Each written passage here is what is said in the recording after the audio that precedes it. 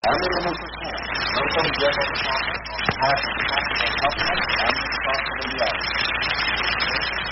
Those men have been distinguished soldiers who have accomplished the people of our country. General MacArthur had a previous record in the last war, and later occupied the highest position that British had served on an American front. He was given the Australian post and the Allied fighting service. Great power provides it at over Australia's northern country is increasing in intensity. In the daring daylight test, I'm sitting in the Foul Harbor yesterday, a line aircraft set on fire and probably crashed, one Japanese heavy cruiser, and the damaged another.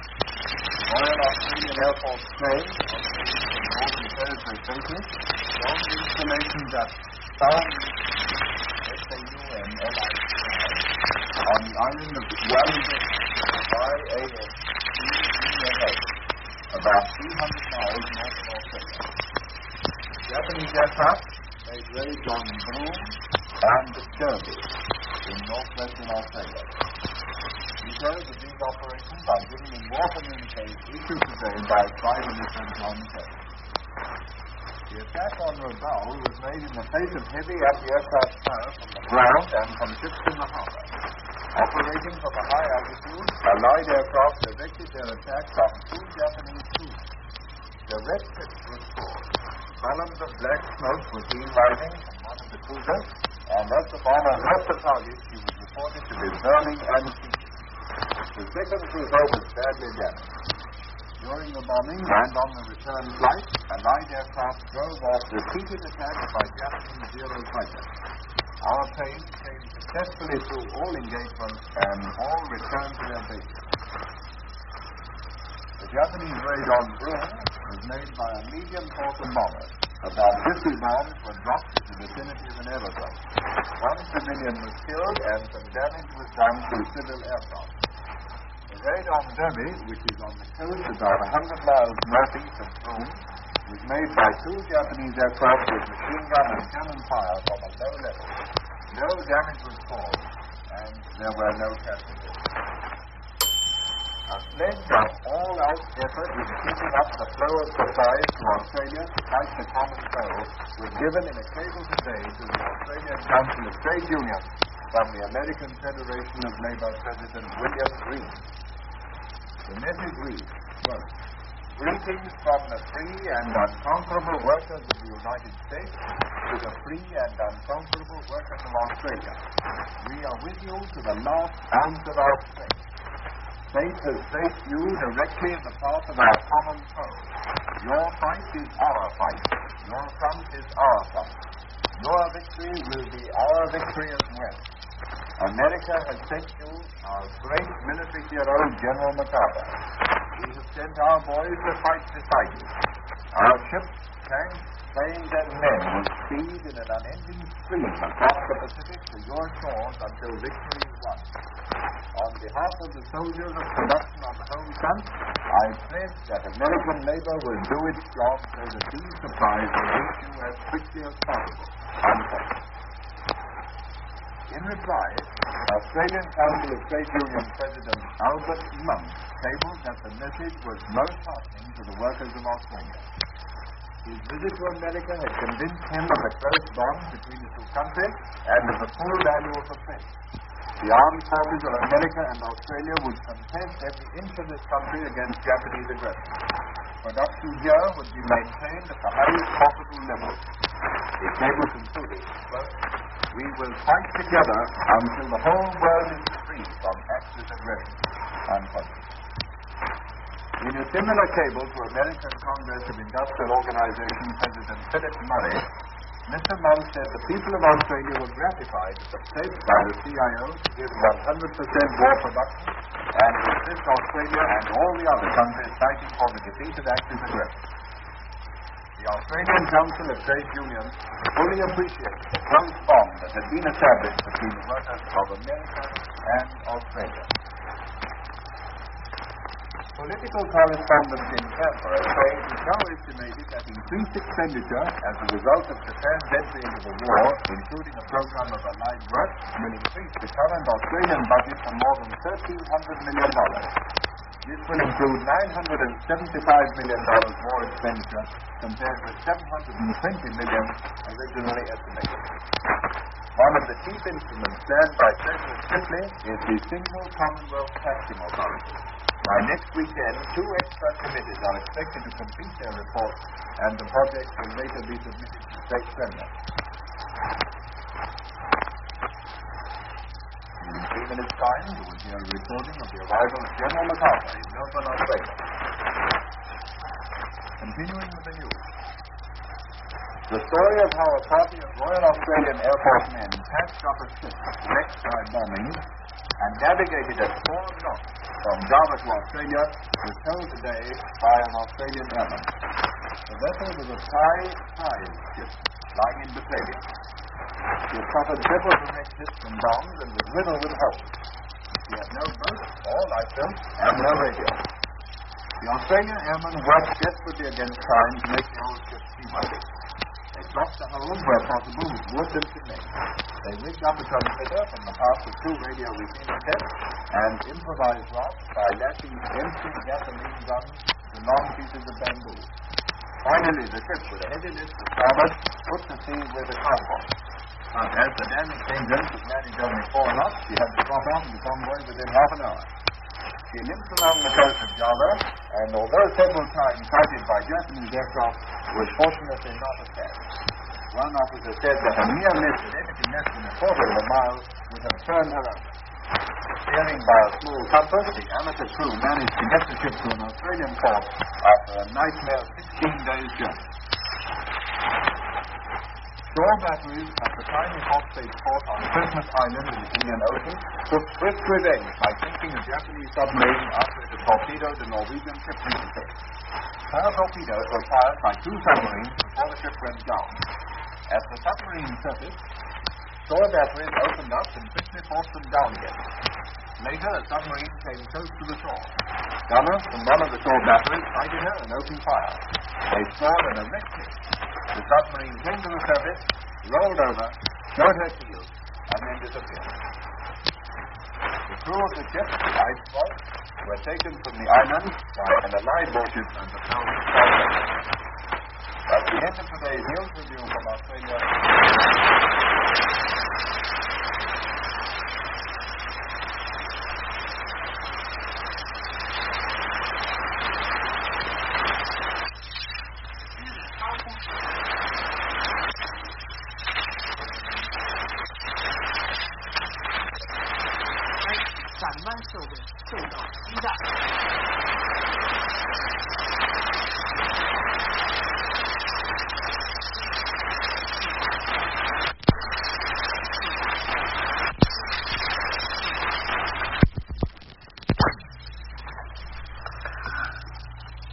After the news, you will hear the messages from the Australian prisoners now interned in Japan. After the news, you will hear the message from the Australian prisoners of war now interned in Japan.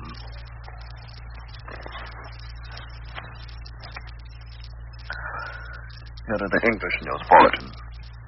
The sudden death of Manuel Cresson, 14 generals have been decorated in the grant of the awards announced today, Saturday.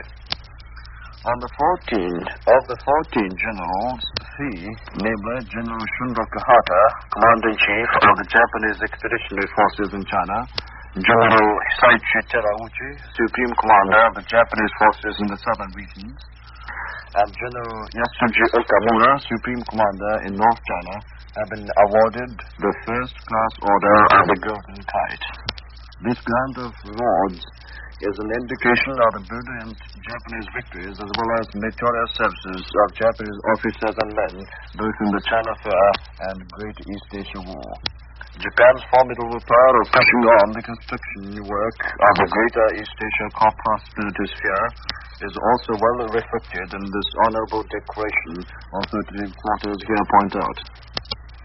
Simultaneously, by this declaration, the grant of rewards for the distinguished naval officers and men, including His Imperial Highness Prince Takamatsu, have been announced. This is the Japan Broadcasting Corporation. Continue with the news. Now from Batavia. The Yomiuri correspondent reported Friday that the Japanese authorities in Java announced the intention of retaining former administrative organs in Java with the least possible change. All the Javanese administrators will retain their posts, and the general meeting of the administrators will be held on Saturday to discuss the future administration in Java. Now from Lisbon. The Austrian radio heard at Lisbon reviewed the... Continue with the news. The Japanese people wonder how the peoples of Britain, the United States, and the Dutch East Indies would feel when they hear this particular radio broadcast relating chivalrous act the Japanese Navy men took in the sea battle of Java. Various metropolitan newspapers here on Saturday morning came out with a detailed account of the sea battle of Java. Marvelous victories gained by the Japanese Navy, of course, has caught the eyes of the people who read the papers. But what especially struck their minds was that Japanese naval heroes have made frantic efforts to rescue poor enemy sailors of the sinking Allied warships by drifting on the waves. It is not a typical example of the world-famous Japanese Bushido spirit. At least we, the Japanese people, have read this particular story with pride. Now from Rome. The Anglo-American shipping is facing the form of officer. The Japanese expeditionary forces in a weekly war review from Continue with the news. Now from Madrid. Evidence of increased friction between the Chunkin Central Army and the Communist forces was seen. Back to Lisbon. A medium... This is Japan calling. According to Canberra dispatches received at Lisbon, indicating an extreme shortage of coal in Great Britain, Chiang Kai-shek's army, in a press interview on Friday, remarked that it will be the happiest day for us when the United States Chunkin forces enter the city of Tokyo. However, immediately after this dream talk, he gave deep disappointment to the newspaper reporters, confessing a serious shortage of transport for the Chunkin forces. He said in a very discouraging tone of voice as follows. Still, a considerable number of days are required until a vast production program of the United States will come to be realized. To make the matter worse, moreover, many difficulties lies in transporting more materials to Chunkin, especially a shortage of transport is serious. Buenos Aires. Increasingly large number of British sailors are refusing to mission number 6 and Fulton meters in operation on 31, 25, 41 and 31 meters.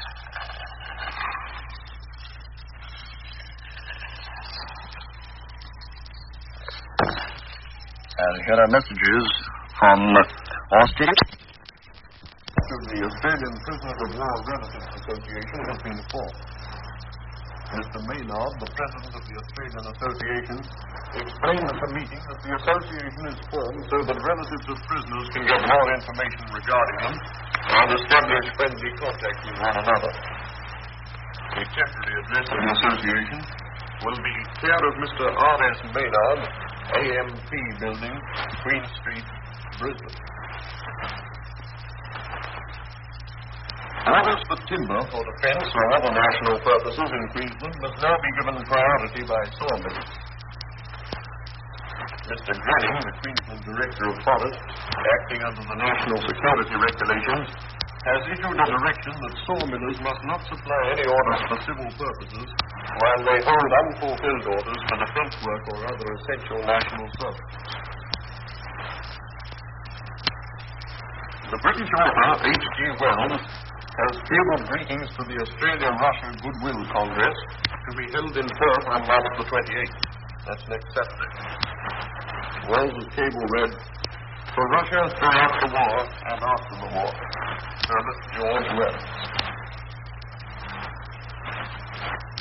In Brisbane, the obligations of owners of buildings towards ARP have been made more stringent.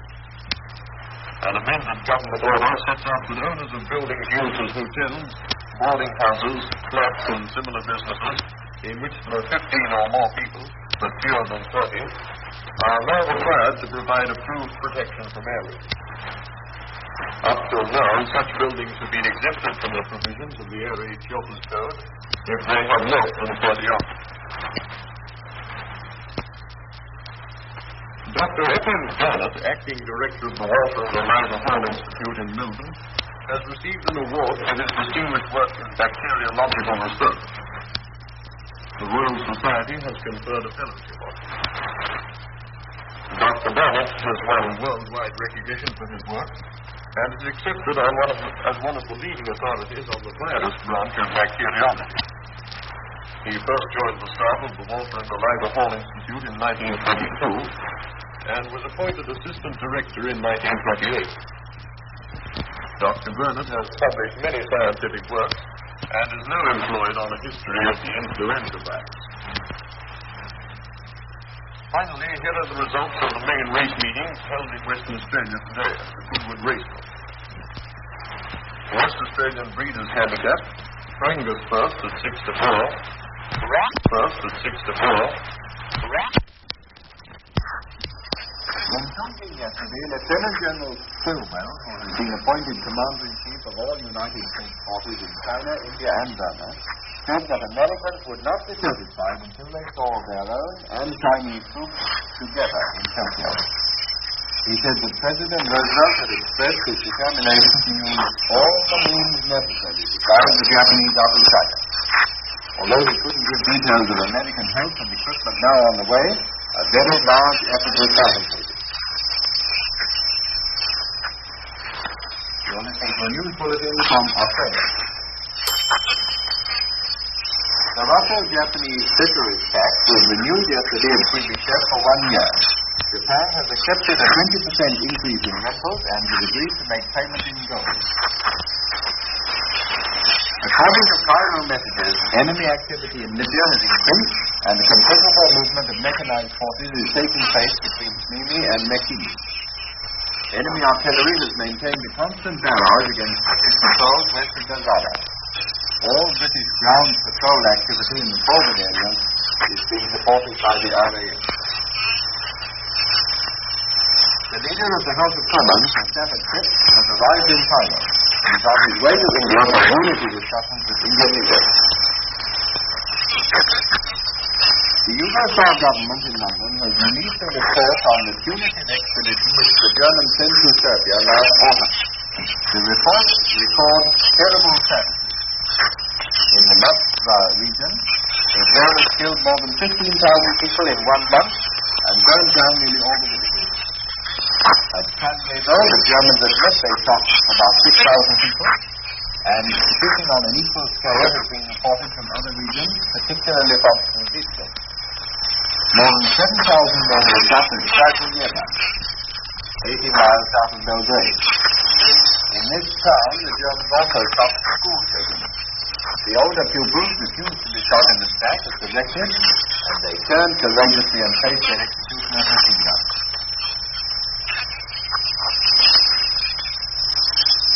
The Daily Mail's Geneva correspondent says that Hungarian troops yesterday manned a Transylvanian frontier with Romania. This followed Thursday's outburst by the Romanian foreign minister against Hungary's occupation of former Romanian territory. Romanian newspapers are bitterly attacking Hungary and demanding the return of Transylvania. In Washington yesterday, the Australian Minister for External Affairs, Dr. Everett, and the Australian Minister of Education conferred with President Roosevelt at the White House. The United States government yesterday disclosed that a U-boat landed a wounded sailor a fortnight ago at Martinique. The U-boat came to the surface of the island and sent the sailor ashore in a rubber boat. After requesting the French authorities to care for him, the boat crew returned to the U-boat which submerged and disappeared. The United States government has since sent a stiff note to Vichy objecting to U-boats using Martinique waters for any purpose.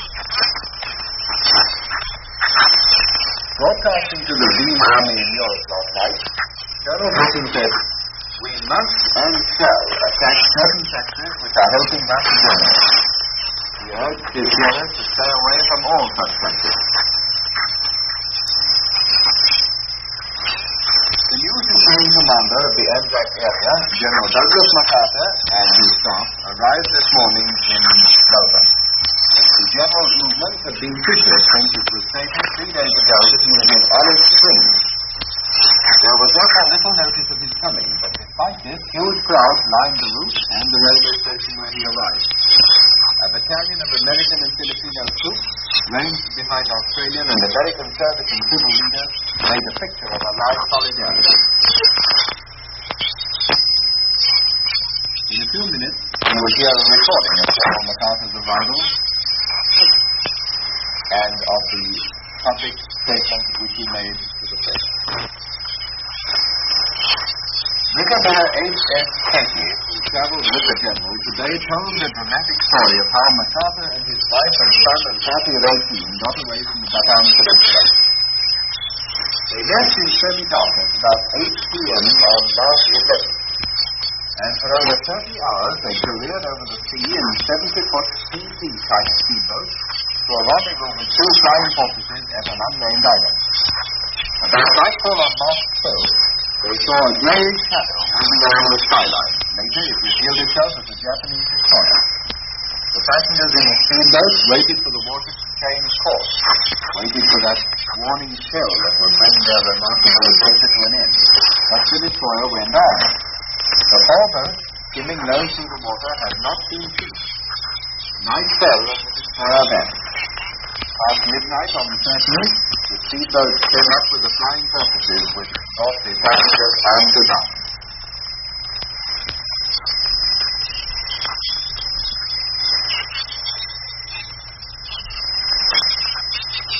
Now listen to the news from Australia. European netting on an unexploded bomb dropped by the Japanese in a recent raid on New Guinea is quoted by correspondents today as evidence that the Japanese are still using war materials made on the continent. Experts who have examined the bomb believe it was made in Germany or Italy. This may mean that the enemy can still draw on stocks received from other active countries. Greetings have been exchanged between American and Australian labor leaders. Today, Mr. A.E. Musk, President of the Australasian Council, our trade union, received a cable from the President of the American Federation of Labor, Mr. William Green. On behalf of the soldiers of production on the American home front, Mr. Green gave the assurance that ships, tanks, planes, and men would feed in an unending stream to Australia's shores until victory was won. In reply, the monk pledged Australian workers to fight on until the world was free from active aggression. The monk also sent a similar cable to the president of the other big American labor group, the Committee of Industrial Organization.